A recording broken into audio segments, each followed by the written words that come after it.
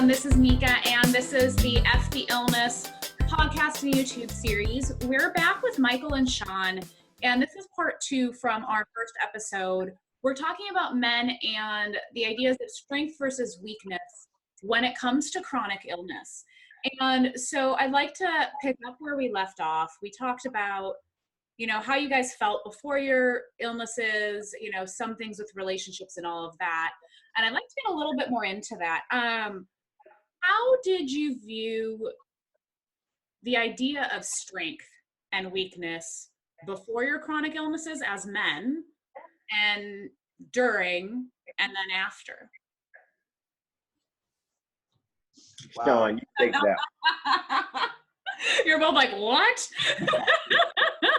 You didn't warn us before that question. Well, because it's different for men than women, right? Like this is, and maybe it's going to be even more different in Australia than the US. But I know especially in the US and, a lot of men I've been around, this idea of strength as a man is kind of a societal thing in different ways, and having to keep up a certain appearance and a certain, outward outlook for everybody else, without being as emotional or vulnerable as you want. But then now we're coming to a time that people are asking for more vulnerability from men. So times change, but then also you guys both have chronic illness that's changed you. So I'm curious. Okay, so I'll go first then, Michael. So for me, as a male, obviously I'm not a physical specimen like Michael, as you can probably tell. So my strength in terms of what I think I should be able to do is obviously, be the main earner in the household, be able to provide a house, and trappings of what having a well-paid job is. Talking more candidly. Obviously, as a male in part of a relationship, you have that expectation that you can make love when you need to. Prior to any of my treatment, that was definitely the case. And I had a great job, and I've still got a great job now. But in terms of the physicality of my build up to my transplant, my wife and I, we didn't have sex for 4 years. Because the drugs that I was on, spirulactone and frusemide and lactulose, I had to take diuretics and laxatives every day to make sure that I wasn't holding any fluid in my body that could get infected. And one of those drugs, spirulactone, is used as a gender reassignment drug.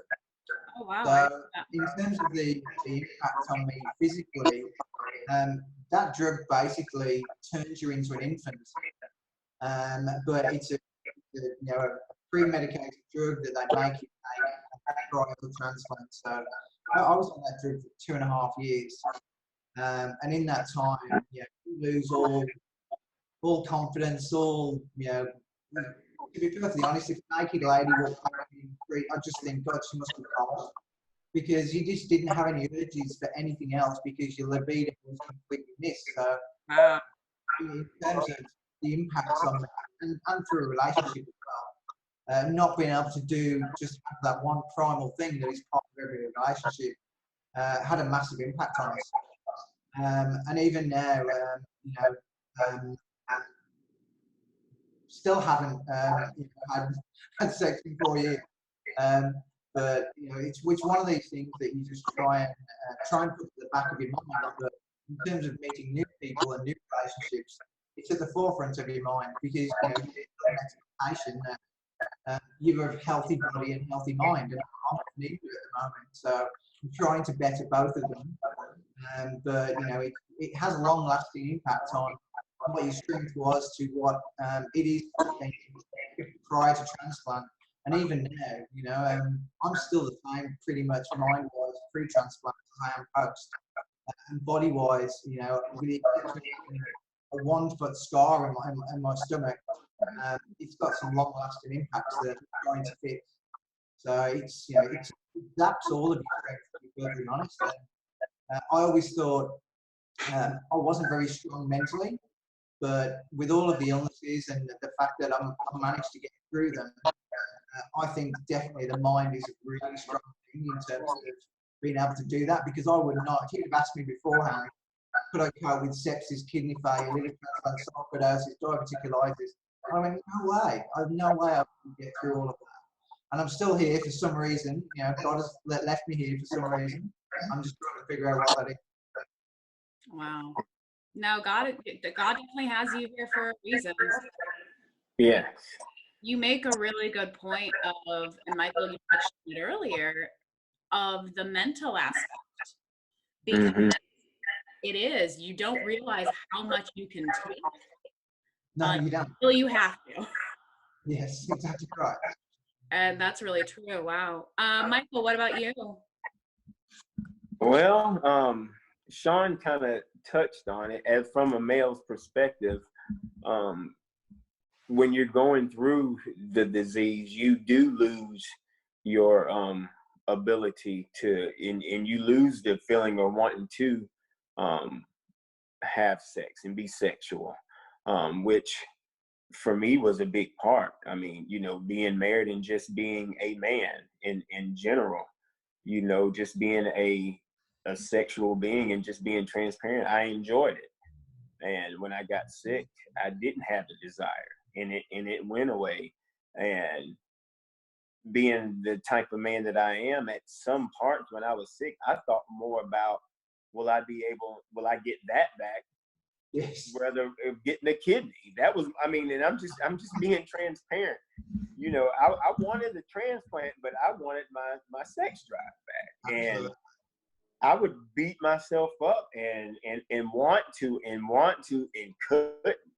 And then I'm thinking, would I ever be? And I would go to my doctor's appointments, and you know, they would tell you how life, or how they thought life would be after transplant, and I would wait for them, and I would say, will I get this back? I mean, okay, I hear all of that, but when all this is said and done, will I be is what I thought, a man again?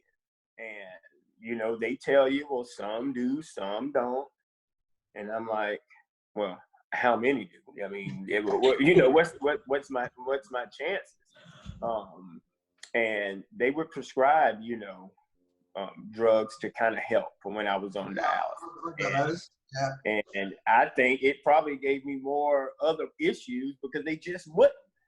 And maybe they would a little bit, maybe they wouldn't. And it was so frustrating, you know, Sean, being a man and wanting to, and wanting to perform. And that put me into depression, you know, and I didn't feel complete as a man. So I was dealing with not being physically appearing as I wanted to be, and then the inside of me not working like a man is supposed to be. So there was a point in time where I didn't feel like a true male. And that really, really, really did a toll on me and just my self-esteem as a man. And so even going through that, Sean, like you said, your mental was strong. Mine wasn't at that time because I felt like I was worthless. Like what? You know, I feel sick, I look sick, and I can't perform, you know? And from a man's perspective, if you can't, things can be going wrong. But if that's working, you feel okay. But when that's gone, it's like, wait a minute, you know? And I mean, I would ask my doctors for everything. And they would give and try, and nothing. And I didn't know. And one of my biggest fears, and it seemed very like, why would you worry about that? You got a kidney. But going through it, that was part of me. I'm a man, you know, and I enjoy it. And when you can't even hear mentally, you want to and can't, and it damaged me for a while. You know, it took my manhood per se. I didn't feel, you know, like a man. And, you know, being married, you know, I worried, you know, and just being honest, you know, wow, well, she's a woman, and, you know, what will she do? You know, will she go? Because you hear stories and read in the different groups and where wives or husbands leave because of that. And it is an important role, and not just in marriages, in life.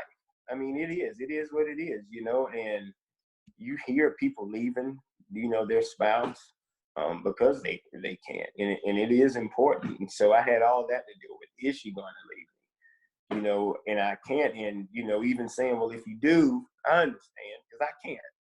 You know, I can't make myself, you can't make me, you know. I was beating myself up and was like, well, you know, what can I do? But now, all's well. Oh, glad to hear that. Right.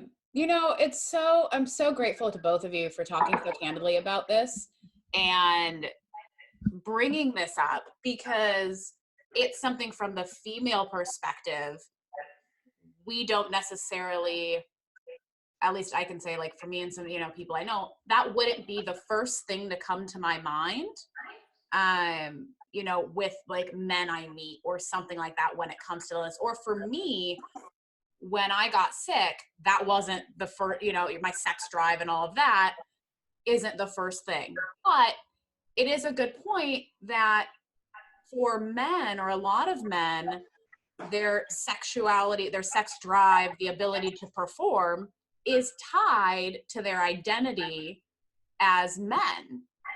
Mm-hmm. And that's something I don't know, which would be something interesting to, you know, discuss with women in the future, if women feel that about women at all. But it is a really good point about men and your sex drive being tied to your confidence, being tied to, you know, who you are as your identity, and how the chronic illness can take that from you and, you know, hopefully give it back later when you're feeling better. So thank you both for bringing that up, because there's going to be a lot of people who relate to that and may wonder, is this normal? Am I normal? Is this ever going to get better? You know, what's going on? I'm curious, you know, with the mental, and then we talked about that physical, what about emotional? What did emotional strength look like for both of you before your illnesses? And what do you think of emotional strength looks like now? And maybe with or without or not in your relationships, even just in general. Tough to ask someone with depression that question. I think for me, when you have an illness, or I've got many of them, I'm constantly thinking, is this ever going to get better? And emotionally, that sends you to a very dark place. When I was pre-transplant, I just walk aimlessly around, just, you know, why is this happening to me? What have I done to deserve this? You know, why is God picking on me, kind of thing. And that carries through in your personality. You know, if you can't handle yourself emotionally, it comes out as a physical taint. People pick up on the fact that you can't handle your emotions. You know, I used to go into work and I'd just burst into tears at my desk, or I'd be in a meeting with my boss and telling him what was wrong, and I just burst into tears, and I just think, what are you doing? You know, and that's, I think that's partly to do with the drugs as well you're taking, because they really mess with your mental state. And at that point, I wasn't taking any medication for my depression at that point, because one of the problems with depression medication is it makes you put weight on. So I started some of these drugs, and then I was more depressed about putting the weight on than I was about actually the tablets making me happy. So I was an absolute wreck, pre-transplant.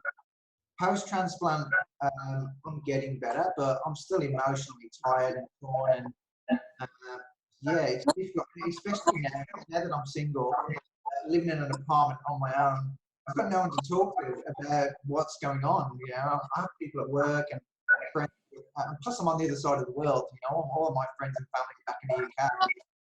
So it's a tough place, you know, to be somewhere on your own and have things running through your mind emotionally that you can't figure out, you know.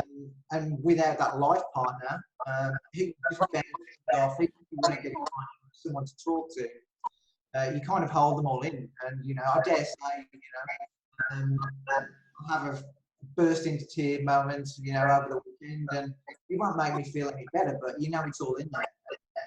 You've got to try and get rid of it somehow. I'm just not too sure how. So, emotionally for me, I'm really weak. That's, you know, that's something that I'm trying to You, Yeah, I go ahead. Oh no, I was just gonna say real quick that I'm grateful that you shared that, and that, you know, I know you chose to use the word, you know, feeling really weak at the moment now, but I'm curious, you know, how you define emotional strength and emotional weakness, because you're also really strong for going through all of that, right? But as I said to Michael, when you have a chronic illness and just becomes the norm. So your life is, I just see myself as an ill person. So, you know, and then my life is normal now. So I have symptoms, I have some diseases, I have diverticulitis and sarcoid and depression. And that's just my normal day. So externally to people, it might be really strong, but internally, this is just what my life has become. You know, do I want to change it? Yes. Do I think it's ever going to get better? I hope so. But I can't guarantee that. It's a long journey just trying to figure out why I'm like this. You know, you try and surround yourself with positivity, and you know, it's difficult. It's not. My wife said to me one day, you know, I was depressed, and she said, snap out of it. And I just sat there and I thought, you can't snap out of depression. It's something that, you know, you've had for years. You can't just pick a button and be depressed. So, you know, it's so difficult, and if there's an answer to it, no one would have depression. So it's hard.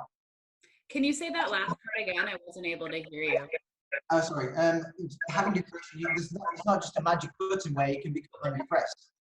Yeah. You know, and if it was, I've depressed it a million times by now. You know, I've seen a psychologist, I've seen a psychiatrist, and they try and unravel everything that's causing it.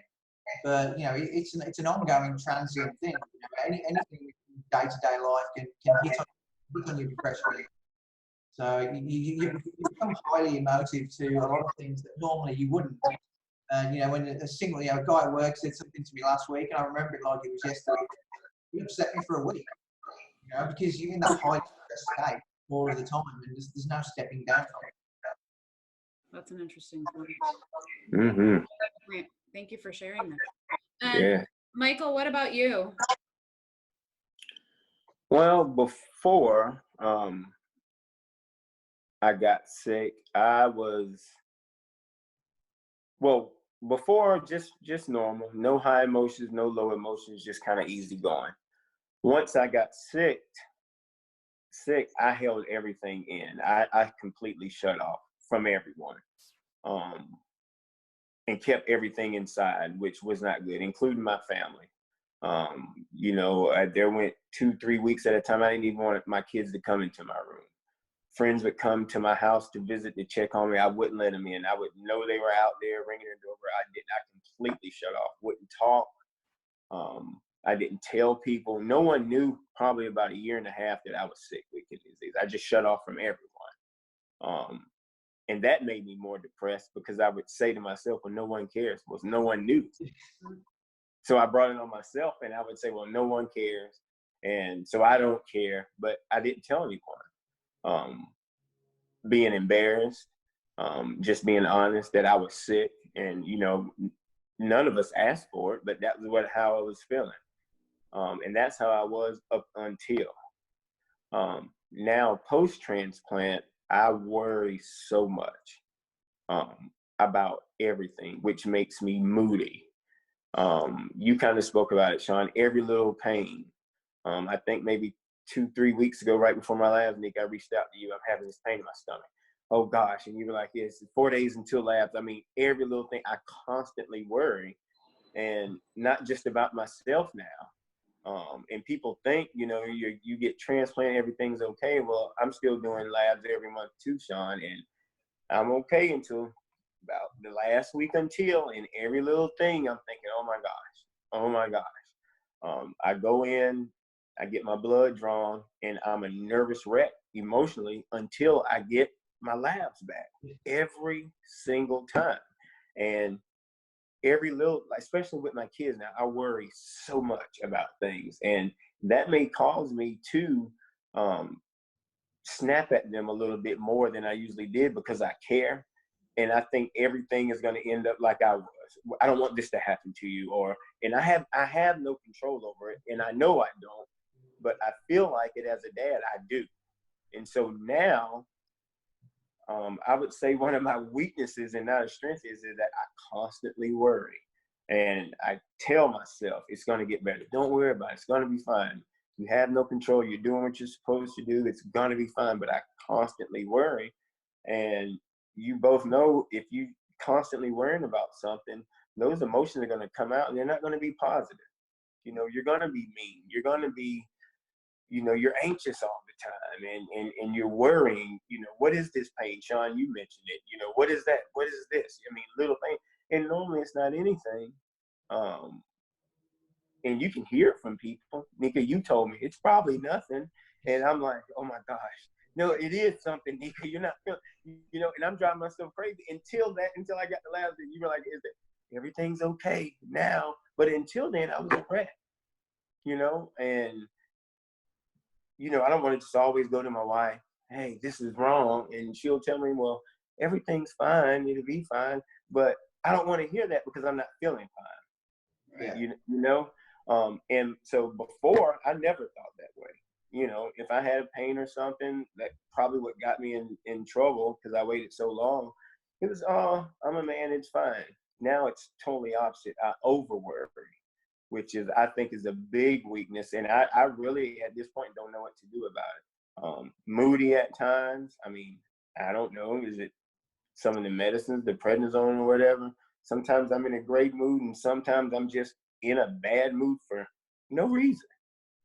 You know, no reason at all. And I wasn't like that before.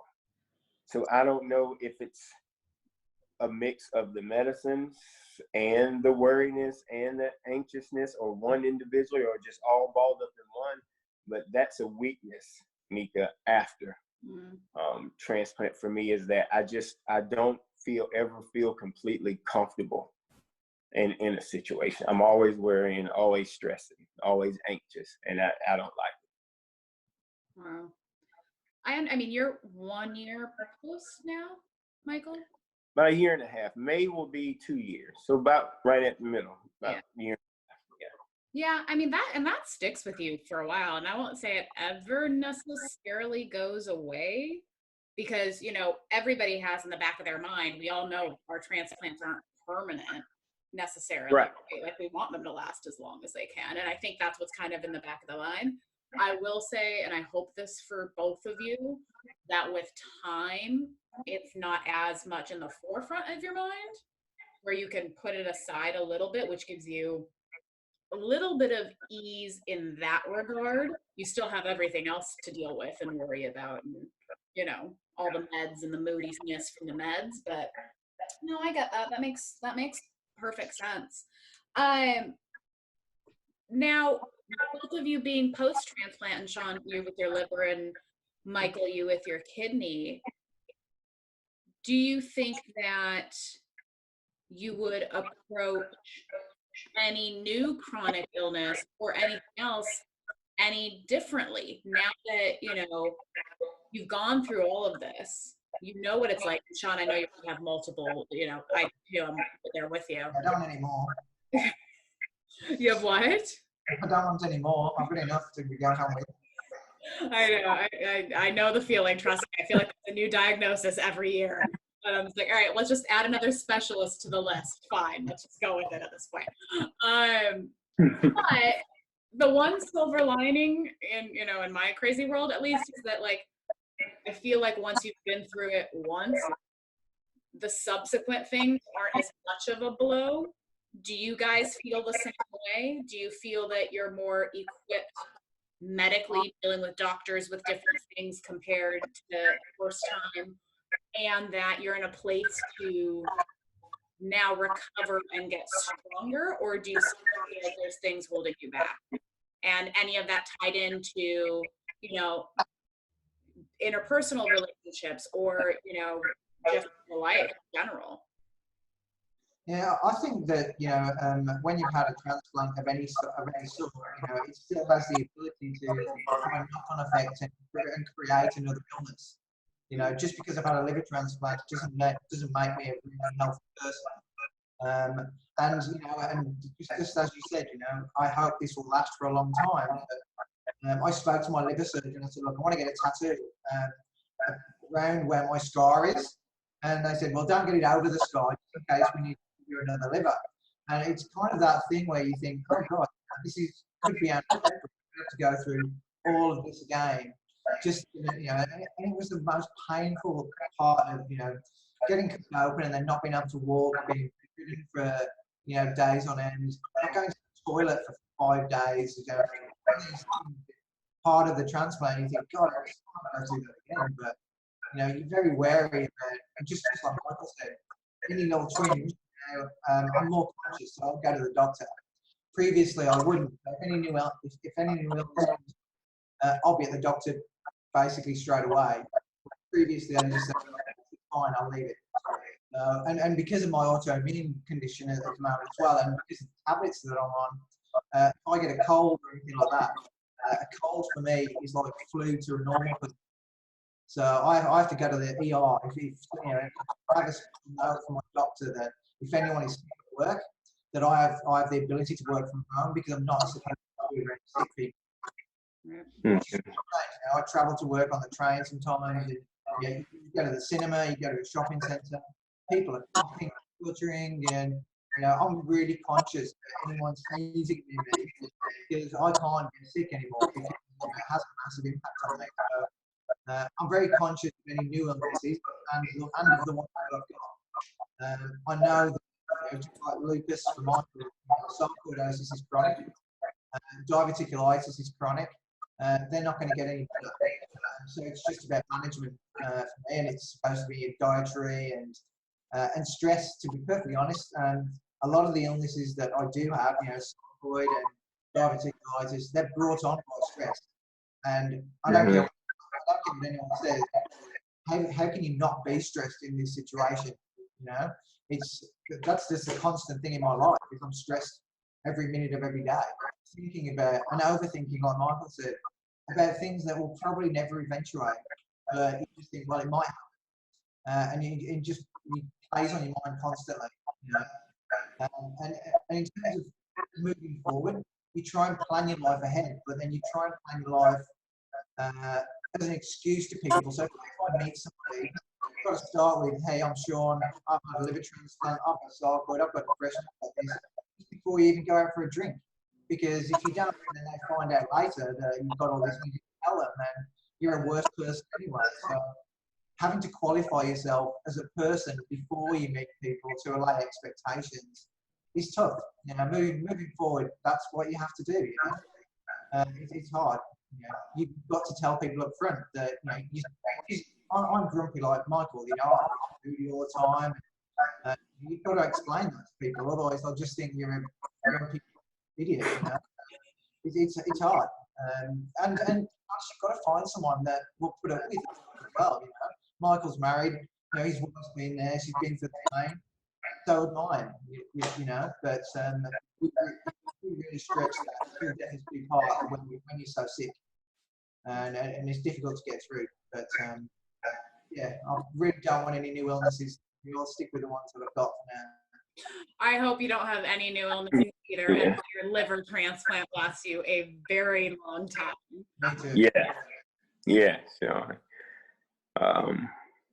Michael, what about you? Honestly, and I think about it often, I don't think that I'm ready. If I got another diagnosis right now, I really don't think I would be able to handle it right now. Just being honest, and I think about it all the time. Like, if you know any other diagnosis came that was as serious as this, I'm not sure if I'm ready to handle it, you know, mentally yet. because I still worry about this. And I would always tell myself, you know, I wouldn't do it again. It's worth it now, but to having to go through it again today, I don't think I'm ready. And that's being honest. I know it may sound weak, but I'm being honest. I don't think I could go through it again because it was so emotional. And it changed me and took part of me away that I may not ever get back. I'm very thankful. So don't take that the wrong way. But if another diagnosis came, I'm not sure, which goes back to why I try my best to be as healthy and educate myself on everything as possible. Like you, Sean, being around people, you know, that are sick. I don't, you know, my wife and I have a pediatric dental practice, and you're in kids' mouths. And, you know, we have in our paperwork, parents, if your kids are sick, don't bring them because we have to be in their mouth. Well, they bring them anyway. Mm-hmm. You know, if they're out of school, oh, that's the perfect time to go to your dental appointment. You're home sick, go cough in their face. So since my transplant, I may have been back to 2-hour practice 3 times because it's not worth it. Yeah. You know, because they do bring their kids when they're sick and they're touching. And of course we can clean and disinfect that place from top to bottom, but it only takes a second. And I'm just not comfortable. Mm-hmm. And at first, right after, because being out of work for so long on dialysis, I was like, I can't wait if I get my tram ready to go back. And then once you get all the information about your immune system is going to be low because of the medicines, and you know, like you said, Sean, if you get a cold, it's going to last a lot longer than a normal person. It freaked me out, and it's sad. I'm scared to go into my own building, my own practice. So, I said the new year I would try, but that's just where I am now. You know, and it's people don't see that. They're like, well, you're not back at work yet. No, because if I'm not mentally ready, I can't. It's not right for the patients or anyone there, you know, at the office. I can't, because I'm thinking about me. You know, you walk in and you hear kids, even my own kids, as soon as they're coughing and stuff, I'm like, no, don't come around. You know, don't, nope, that, you know, nope, get out, go. You know, I coach my son's football team and my oldest, and they're 10. And some of them can't even buckle their own, you know, chin straps, so they'll cough. Coach, can you help me with this? Sorry, buddy. Yeah, go call your mom. And I told the parents I had to have a meeting, you know, and they're gathered around a football coach telling, listen, if you don't see me helping your kid up close and personal if they're sick, it's not because I don't like your kid, you know, or so if he doesn't play, it's not because I don't like him, it's because he's not good.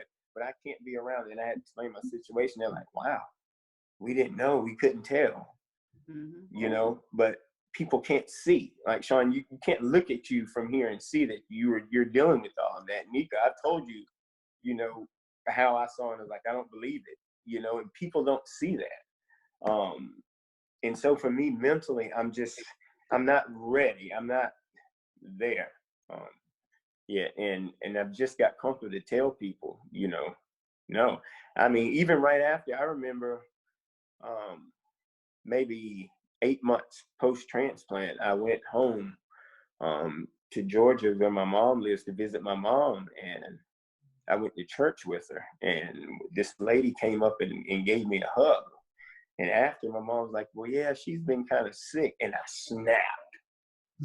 You know, at my mom's like, are you kidding me? You need to call her, find out what does she got? You know, how long has she been sick? And my mom said, well, you give me a number. I'm going over. And that's how I was. And then I look back and I'm like, but people don't get it, you know, and I know people deal with it differently, but that's my biggest fear is getting sick again, any diagnosis. So I guess in that aspect, you know, I can't even talk now. From that point of view, that's my weakness. Like now, post-transplant is I'm fearful, and so a new diagnosis. If I was diagnosed with something, I don't know how I would handle it. It wouldn't be as strong as Sean said. You know, I would just work through it and I've been through this before. I can handle everything. I mean, I can handle it again. I know what to expect. I don't know. I mean, I get that. And trust me, that thing with people being sick doesn't really go away. Like, my clients know not to come if they're sick. And if they do, I won't train them. They go home. Right. I'm 12 and a half years post-transplant. I'm just not going to put myself in that situation. Right. And there's no reason for you to either. I am happy to hear that you both go to the doctor more now for anything, because that is a universal male trait, apparently, to not want to go to the doctor ever, no matter what. Right. You're right. Absolutely right.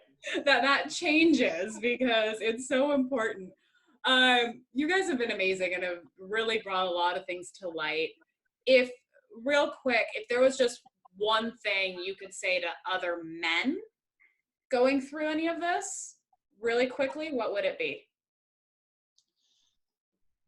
Don't suffer in silence. We have a big thing over here, a slogan for "Are you okay?", which is based around men's mental health and the fact that men are normally quite quiet and not forthcoming in talking about depression and that kind of thing. So, and having lost 5 or 6 friends to suicide, don't suffer alone. So, this journey can be quite depressing, but to get some help. Don't be shy, and don't suffer on your own. Yeah. I would say, men, drop your ego, go to the doctor, go get checked out. It's more manly to go and know your health status, no matter what, than not to, and end up like me. And I found out, and with 48 hours, I would have been dead if I hadn't gone. So just drop your ego and go get checked out. No matter what it is. They may think it's small. If you don't feel right, go get checked out.